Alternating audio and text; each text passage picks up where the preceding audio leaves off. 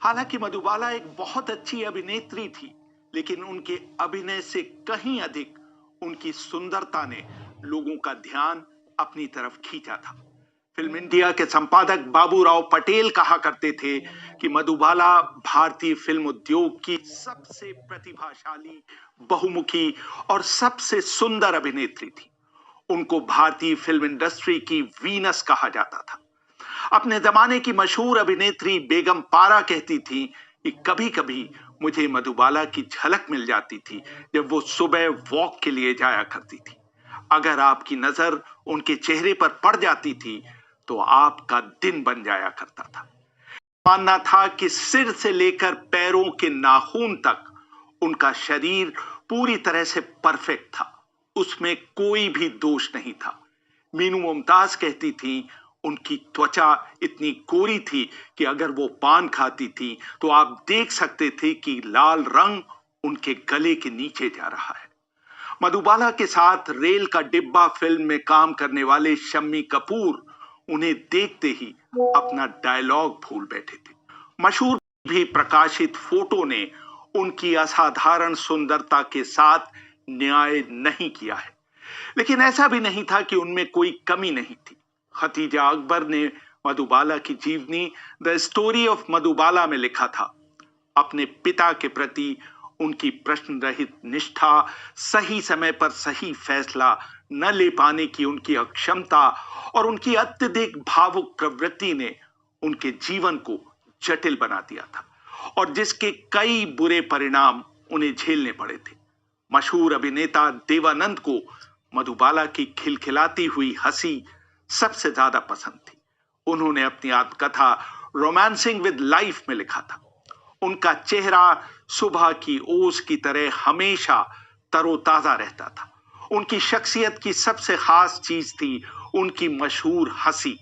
कई बार तो वो शॉट के दौरान अचानक हंसने लगती थी। तब निर्देशक सेट की लाइट बुझाकर चाय का ऑर्डर करते थे और इस बात का इंतजार करते थे कि मधुबाला कब अपनी हंसी पर काबू पाए। मधुबाला का असली नाम मुमताज जहां बेगम देहलवी था। उनका जन्म वैलेंटाइंस डे के दिन 14 फरवरी 1933 को दिल्ली में हुआ था।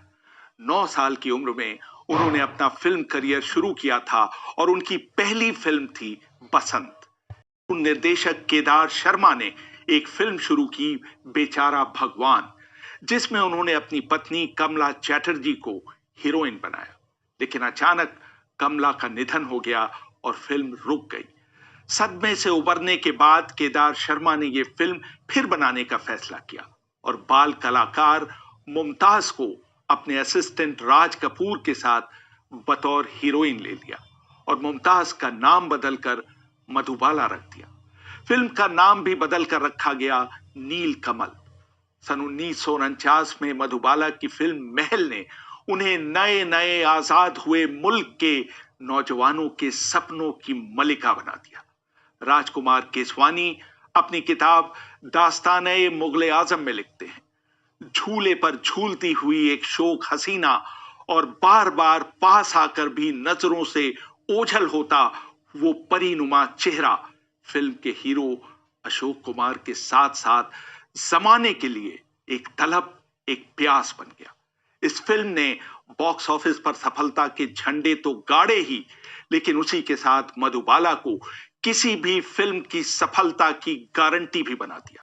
भौहें, शर्मीली और मधुर मुस्कान वाली ये छोटी सी लड़की पिछले 2 सालों में भारतीय फिल्म उद्योग में चोटी पर पहुंच गई। इसी लेख के एक अंश का शीर्षक था Garbo of our films Madhubala.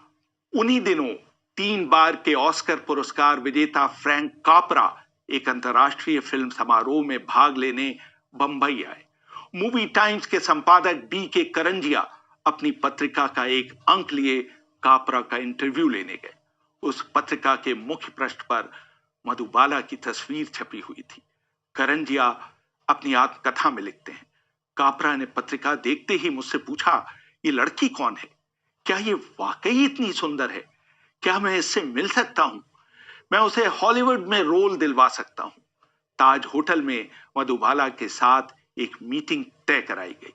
मैंने बहुत उत्साहित होकर ये बात मधुबाला के पिता अताउल्लाह खां को बताई। उन्होंने इस मामले में जरा भी दिलचस्पी न लेते हुए, ये कहते हुए सारे मामले पर पानी फेर दिया कि मधुबाला को कांटे छुरी से खाना नहीं आता, इसलिए वो इस मीटिंग में नहीं जाएंगी।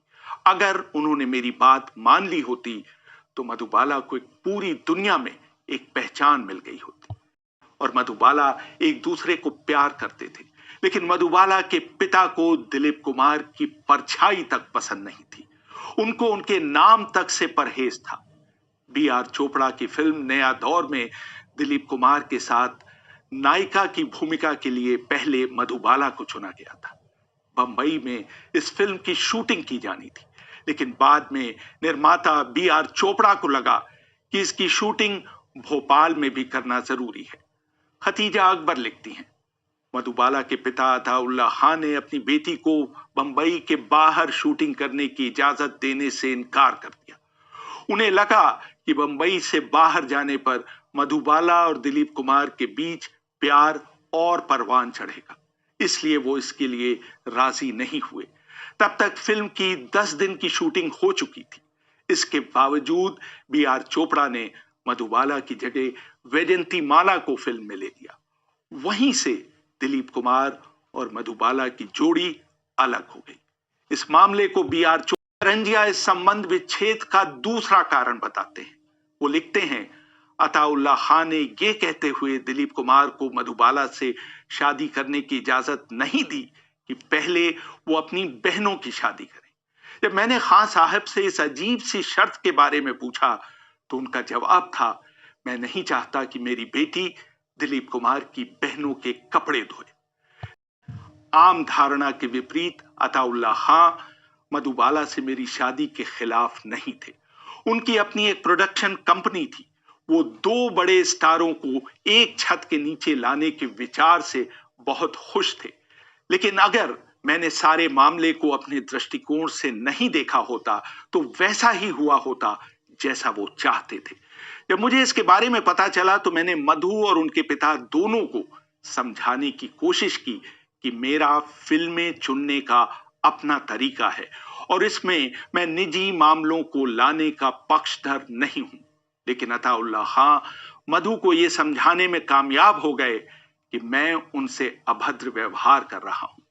वो अपने पिता के तर्कों से सहमत दिखी और उन्होंने मुझे ये समझाने की कोशिश की कि शादी होने के बाद सब चीजें सुलझा ली जाएंगी। लेकिन मुझे लग गया कि मैं एक जाल में फंसने जा रहा हूं। इस बारे में मेरी उनके पिता से कई बार बात हुई, लेकिन मधुबाला इस मामले में तटस्थ रहीं और उन्हें मेरी परेशानी का जरा भी अंदाजा नहीं रहा। इसी बात पर मैंने उनसे शादी न करने का फैसला किया। मधुबाला को बचपन से ही दिल की बीमारी थी। उनके दिल में छेद था। उस समय तक उस बीमारी का कोई इलाज नहीं था। बीमारी के बावजूद उन्होंने मुगले आजम फिल्म की शूटिंग पूरी की। उनमें अपने काम के लिए गजब का समर्पण था। के आसिफ के असिस्टेंट रहे सुल्तान अहमद बताते हैं, आपको याद होगा फिल्म का पहला सीन जिसमें मधुबाला को बुत बनाकर खड़ा किया गया था। मधुबाला सरी के काम से लदे भारी भरकम कपड़ों के वजन के साथ झुलसा देने वाली गर्मी के बीच बिना किसी शिकायत के खड़ी रही। फिल्म के आखिरी कुमार केसवानी लिखते हैं, जंजीरें इस कदर भारी थी कि वो जब जब उन्हें पहनकर खड़े होने की कोशिश करती तो घुटनों के बल गिर पड़ती। का बोझ मधुबाला के वजन से भी ज्यादा था, जिन्हें पहनकर चलना बेहद आजमाइश और तकलीफ का काम था। उनका इलाज करने वाले बंबई के चोटी के हृदय रोग विशेषज्ञ डॉक्टर जल वकील ने उन्हें आगाह किया था कि वो बहुत ज्यादा मेहनत वाला काम न करें और फिल्म में नाच का सीन तो न ही करें। खतीजा अकबर लिखती हैं, ये ताज्जुब की बात है कि उनके ऊपर कई प्रतिबंध लगाने वाले उनके पिता अताउल्लाह खां ने उनको कम फिल्में लेने के लिए बाध्य नहीं किया। निर्माता ने मधुबाला के काम के बोझ को कम नहीं किया। नाचना, पानी में भीगना, पैरों में जंजीर पहनकर चलना, मधुबाला ने सब कुछ किया। कई बार ऐसा भी हुआ कि वो काम करते करते बेहोश हुई, लेकिन ठीक होते ही उन्होंने फिर काम करना शुरू कर दिया। आखिर में उन्होंने एक शादी कर चुके किशोर कुमार से शादी करने का फैसला किया। किशोर इलाज के लिए उन्हें लंदन ले गए। डॉक्टरों ने उन्हें भारी और तनाव वाला काम करने से मना किया। उनको बच्चे न पैदा करने की सलाह दी गई। डॉक्टरों ने उन्हें ठीक हो जाने की कोई उम्मीद नहीं दिखाई। उनको बताया गया कि वो 10 साल भी जीवित रह सकती हैं और 1 साल में भी उनकी मौत हो सकती है। वो इस एहसास के साथ बंबई लौटी कि उनके पास बहुत अधिक समय नहीं बचा है। मधुबाला की बहन मधुर ने खातिजा अकबर को बताया था, लंदन से लौट मधुबाला की बहन मधुर ने खातिजा अकबर को बताया था, लंदन से लौटते ही किशोर कुमार उन्हें हमारे घर ले आए। उन्होंने कहा कि वो उनकी देखभाल नहीं कर सकते, वो बहुत व्यस्त हैं और मधुबाला के लिए उनके पास समय नहीं है। मधुबाला को इसका बहुत बुरा लगा। वो गंभीर रूप से बीमार थीं। उनको उस समय अपने पति की जरूरत थी। किशोर कुमार ने उनके इलाज का सारा खर्चा उठाने की पेशकश की, लेकिन क्या ये काफी था?